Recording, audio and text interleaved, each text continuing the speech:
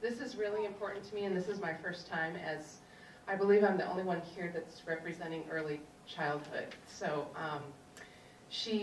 my name is Connie Lundquist, and I'm the mother of 5 daughters. I've been married for 24 years to my husband, Scott, and our 5th daughter, Sophina, has Down syndrome. And when she was born, my husband had been working in the printing industry here in St. Cloud for 17 years.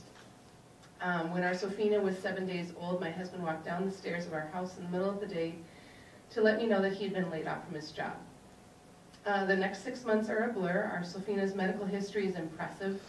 She was born with no issues other than what we had already known from her level 2 ultrasounds, that she has Down syndrome and had to have an open heart surgery before she was 1.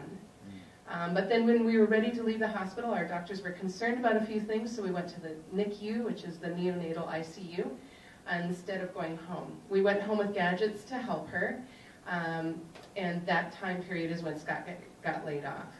It ended up being a blessing, as we then had to go to St. Cloud Pediatric ICU, and we stayed there for about a week, went home for a few days, went back to the doctor sent us back again to the PICU, and we stayed there for another almost a week, went home, went back to the doctor. Our daughter's bottoms of her feet were literally bloody from how many times they had to take blood from the bottoms of her feet. That wasn't in here, but anyway. So we went back to the doctor again, and then we got sent to the Children's Minneapolis Hospital for a 2 to 3 day stay, which then ended up being 5 weeks. We went home for a few months after that stay, and then we had to go back to Children's for her open heart surgery, which she had complications. So that time we were there for 3 weeks. In her 6 months of life, she had 6 procedures. 3 of them were major. She also has a feeding tube, which she still has now. She used it exclusively for the first 2 years of her life. Our daughter came home from Children's Hospital hardly ever having been on her tummy. She had missed out on the first 6 months of her life as a baby, and we needed help to know what we were to be doing. We were parents of 4 children, yet this was all new to us. The school district was one of the first places that came to our home to help.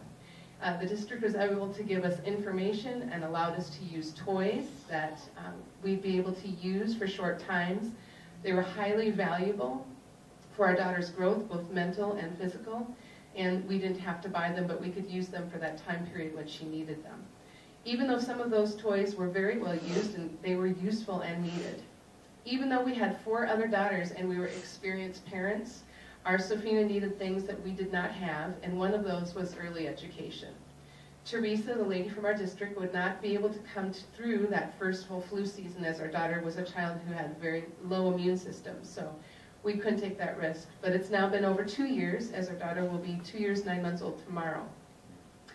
I had, at this time, was thinking that I was going to be able to bring her in, but you've already seen her. Because otherwise, I think come here, sweetie. You could bring her in.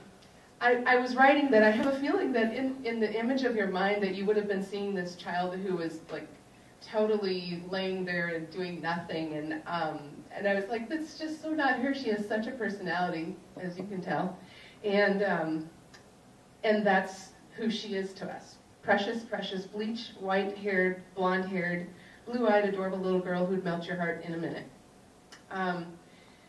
Our daughter has learned many signs for sign language. She learns how to speak as well as she can, since she still doesn't have her top front teeth. She can almost say all of the sounds of the alphabet. She's walking. She loves to read. She plays with balls and toys, and she understands what we're saying, and she responds in many ways. Yes, through words and body language. We have lived in the St. Cloud area for 23 years. Could you look at me? We know hundreds of people. There are so many people who could walk in here right now and tell you of how they're meeting Sophina, knowing Sophina, spending time with Sophina. Even people who have met Sophina through Facebook have changed their lives. They've seen what the effects of education has done for a child who many would say is a waste of our time and money.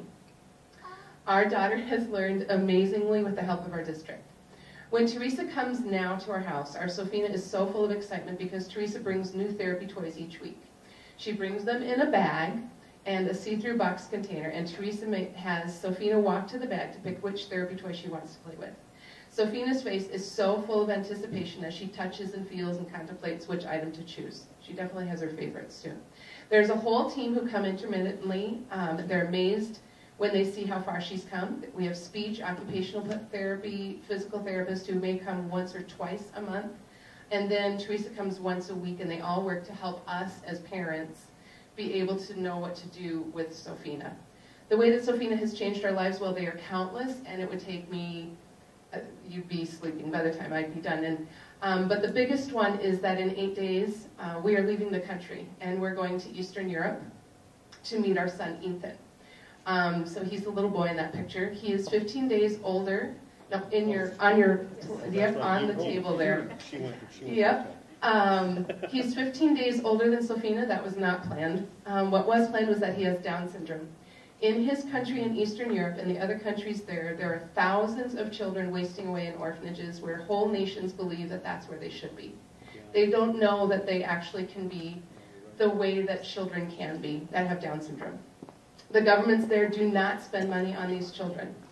And do you want to know what happens there? They die.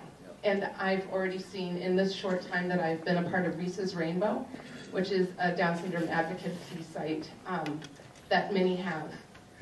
These countries do not believe in spending money on children. And they are then missing out on the many blessings that could be in their school systems, their neighborhoods, and their churches. You're probably not going to find a child with Down syndrome in jail due to him as murdering someone, or stealing a car, or hurting someone. You'll not have children with Down syndrome making your schools worse, but instead, you will see those children with Down syndrome changing your children's lives, because your children will see what it means to love without holding back. Your children will see what it means to give without expecting anything back. Your children will see what it means to have compassion for other people when someone's hurting. She already does, and she has since she was very, very tiny. Your children will see what it means to be content with little. Your children will see what it means to care about someone who isn't like them, because they will see that a child with Down syndrome cares about them. When we lose sight of helping the least amongst us, we as a country will never succeed. When we spend our money on the things that do not matter, circulation desk, A&D to the circulation desk, then we will have consequences. Children with Down syndrome are not going to be a waste of my tax money, of your tax money being spent. They are one of the wisest choices for you to spend our hard-earned money on, because they are some of the wisest people on earth. So when you go home to your children or your grandchildren one day, I'm not trying to be dramatic, but I ask you to think about this. When they ask you why you chose to spend our taxes on such and such, will your reasons be ones that you will be proud of? Reasons that are full of integrity and wisdom, or reasons that would not be ones that you would want to be asked in front of your children and grandchildren? You see, one day your child or grandchild may be in the same vacation Bible school class as our Sofina and Ethan, and they may come home and ask you some questions. Your decisions will make the difference in real people's lives, and that makes real changes.